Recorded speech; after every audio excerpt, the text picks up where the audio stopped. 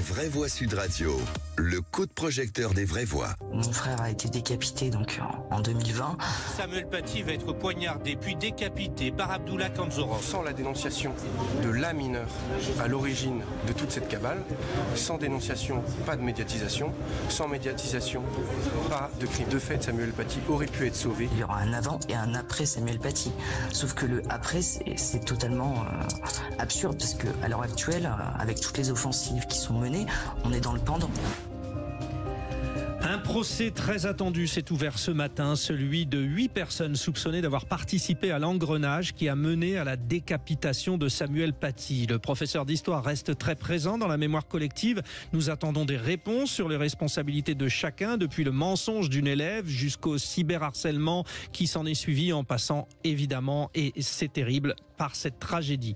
Nos professeurs avouent leurs angoisses au quotidien. La tension reste vive en cette période de conflit au Proche-Orient, d'où notre question du coup de projecteur. L'école peut-elle encore gagner son bras de fer avec la radicalisation? Vous donnez votre avis au 0826 300 300 et sur cette petite consultation qu'on vous propose sur le compte X de Sud Radio. Notre invitée, vous l'avez entendu juste avant la pause, Marie-Laure Tirel, déléguée laïcité du syndicat enseignant SE UNSA, elle est avec nous. Elle ne bouge pas. Petit tour de table déjà. Réaction, Philippe Bilger, je parle de ce bras de fer qui est prégnant. Ouais. Alors, déjà, à partir du moment où l'auteur de ce crime atroce a été tué, l'action publique principale est éteinte, mais je trouve tout à fait positive la démarche qui, de manière complète et cohérente, incrimine les 8 prévenus qui ont préparé, facilité, permis cette atrocité. Trop souvent, on se contente du châtiment pour le coupable principal, et là, en l'occurrence, par défaut, d'une certaine manière, on fait ce qui est nécessaire, on met en cause une chaîne très efficace qui a commis le pire puisqu'elle a permis ce qui s'est déroulé. Et donc j'attends le moment venu des sanctions si la culpabilité est établie, exemplaire. Alors le point de vue très attendu de Philippe Bilger, magistrat, on le rappelle dans un instant, Françoise Degois, Jean-Michel Fauvert. Je voulais juste vous donner la tendance de cette consultation sur le compte X de Sud Radio. Vous dites non, l'école peut-elle encore gagner son bras de fer avec la radicalisation? Vous dites non à 60%. Peut-être juste cette réaction de Marie-Laure Tirel, donc déléguée laïcité du syndicat enseignant SE UNSA. Quand on parle de bras de fer, il est là, vous nous le confirmez? Mais en fait, la question que vous posez, c'est est-ce qu'elle peut? Sauf que l'école n'est pas seule dans ce combat, en fait, sur la radicalisation. L'école doit exercer sa mission, qui est celle d'élever des élèves au rang de citoyens, de promouvoir les valeurs et les principes de la République à travers les enseignements qui sont ceux qui sont donnés dans le cadre des programmes, de tout ce qu'on doit transmettre aux élèves, que ce soit on dit les fondamentaux et les différentes matières, mais aussi et surtout les savoir-être, et pour pouvoir ensuite être un citoyen éclairé, avoir un esprit critique, etc. Et donc là, l'école ne peut pas tout faire, par contre, quand on parle de lutte contre la radicalisation. Bon, Françoise Degois. Moi, je suis d'abord très admiratif des professeurs. Je sais qu'il est bon ton de les critiquer en disant qu'ils ont rendu les armes, ils capitulent, etc. Bon, écoutez, c'est pas parce que il y a quelques exemples. Moi, je pense que le corps professoral a les yeux très ouverts et a les yeux très ouverts au combat et est au combat. Et moi, j'entends ce que dit notre déléguée syndicale. Elle a raison. Les profs ne peuvent pas tout. Et je suis toujours assez triste de voir ce défaitisme sur notre consultation. On a perdu la bataille. Non, on n'a pas perdu la bataille. C'est 60-40, cela étant, François. Oui, c'est pas non plus. Oui, on n'a pas perdu la bataille. Je pense que le corps professoral est courageux, il a les yeux ouverts, il sait très bien ce qu'il fait. Et donc, au-delà, si vous voulez, de quelques dérapages. Je ne parle pas de Samuel Paty parce que là, nous sommes dans l'horreur, la tragédie absolue. Mais je crois vraiment que dans la plupart des cas et dans la majorité des cas et tous les jours, les profs sont quand même admirables. Moi, je trouve. Voilà. Marie-Laure Tirel, il y a eu récemment hommage rendu et à Samuel Paty et à Dominique Bernard, ne l'oublions pas, l'enseignant lui aussi victime d'un attentat. Ça s'est passé comment ?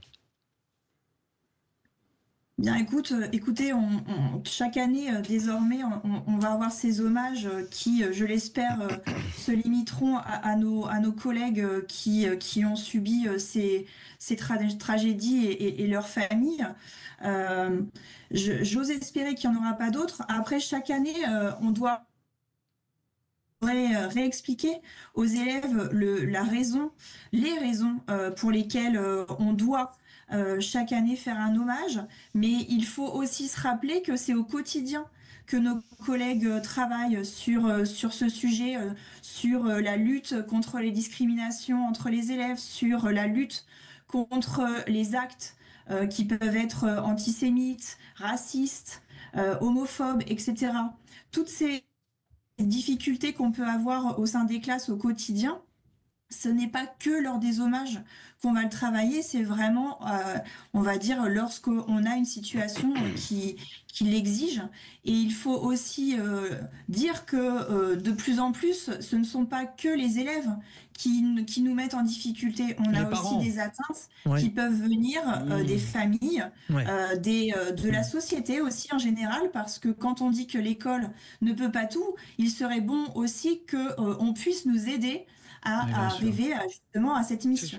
Alors Marie-Laure Tirel le dit, je le rappelle, vous êtes déléguée laïcité du syndicat enseignant SE-UNSA, l'école ne peut pas faire tout toute seule, ça tombe bien, on a le patron du RAID, ex-patron du RAID bien sûr, oui, je reprécise, mais vous l'êtes à vie pour nous, Jean-Michel Fauvergue.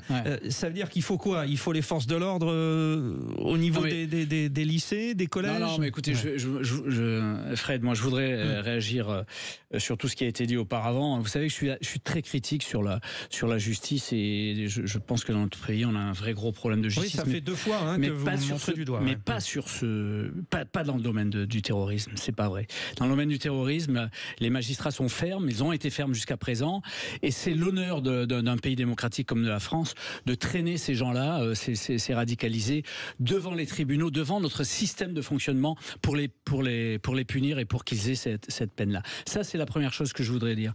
Ensuite, je voudrais dire une deuxième chose. Dans la question que vous posez, vous dites l'éducation nationale peut-elle gagner son bras de fer avec la radicalisation. Et je suis d'accord avec notre intervenante. Vous dites l'éducation nationale, mais elle n'est pas seule. Et cette question, il faudrait la poser à tout le monde. Et puis, je pense qu'il ne faudrait pas... Mais qui à tout le monde ? C'est-à-dire qui ? Aux Français et aux citoyens. Il faut du courage dans cette population-là. Aux Français et aux citoyens. Les enseignants, d'une manière générale, sont admirables et face à ces préoccupations-là. Il faut donc du courage et une volonté de faire. Et puis, la question, c'est pas peut-elle gagner ? C'est qu'on doit gagner, parce que si on gagne pas, qu'est-ce qu'on fait ? On met la clé sous la porte, on s'en va, on laisse notre pays ? Non, on va gagner, on doit gagner, mais il faut du courage, il faut se mobiliser. Les professeurs se mobilisent, les forces de l'ordre, puisque vous m'avez posé la question, évidemment se mobilisent. La justice se mobilise sur ce problème-là. Il faut qu'on continue à travailler sur l'ensemble de ce problème-là pour arriver à vivre en paix dans ce pays de ce point de vue-là. Marie-Laure Tirel, au moment de présenter ce débat et de revenir donc sur l'ouverture de ce procès, nous avons notamment évoqué alors cette espèce de cancer que sont les réseaux sociaux en pareil cas, parce qu'il y a eu un cyberharcèlement aussi avant à l'encontre de Samuel Paty.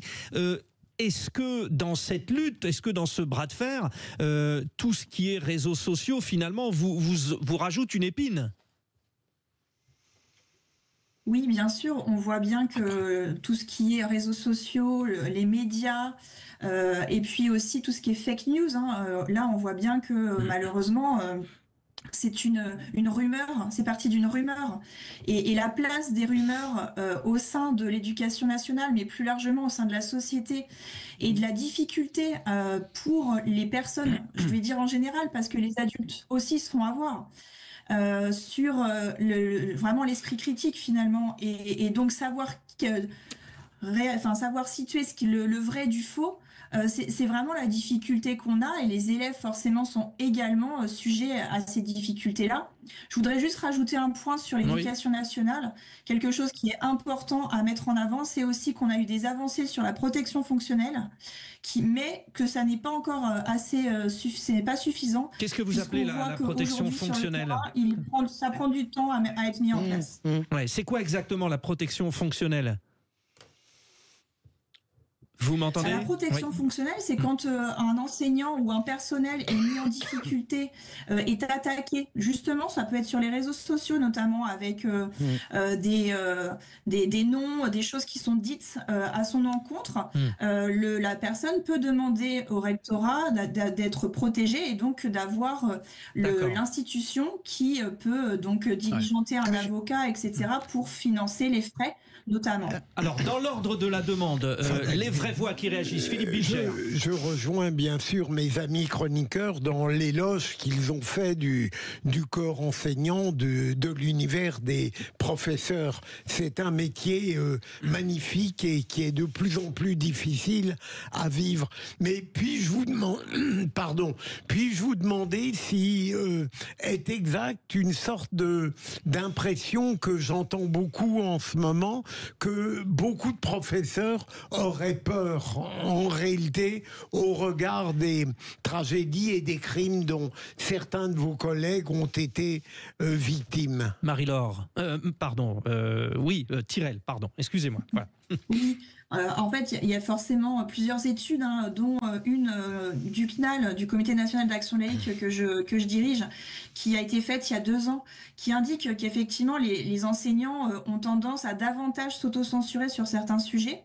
Mais il n'empêche que ça ne les empêche pas, disons, d'aborder l'ensemble des programmes, mais ils sont plus prudents. Oui. Ça, c'est quelque chose, par contre, qui est effectivement qu'on voit sur le terrain. Françoise Devoix. Pour aller sur la suite du questionnement de Philippe Bilger sur les choses qui nous sont dites, est-ce que le pas de vague est encore, comment dirais-je, réel? C'est-à-dire ce qu'on vous a demandé ou ce que l'administration a souhaité à demi-mot, est-ce que ce pas de vague existe encore?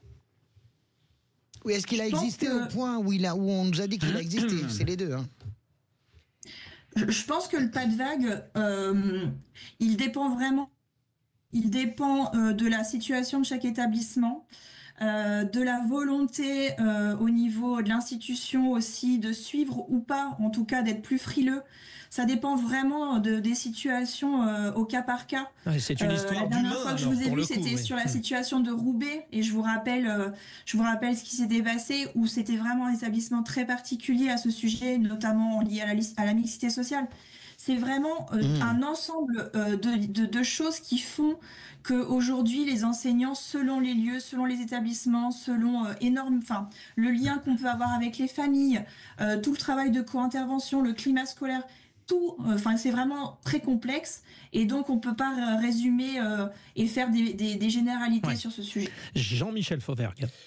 Oui, sur les moyens qui ont été donnés, moi je me rappelle que dans la loi séparatisme que nous avons votée, il y a des moyens pour effectivement, quand un détenteur de l'autorité est menacé sur les réseaux sociaux, pouvoir déposer plainte.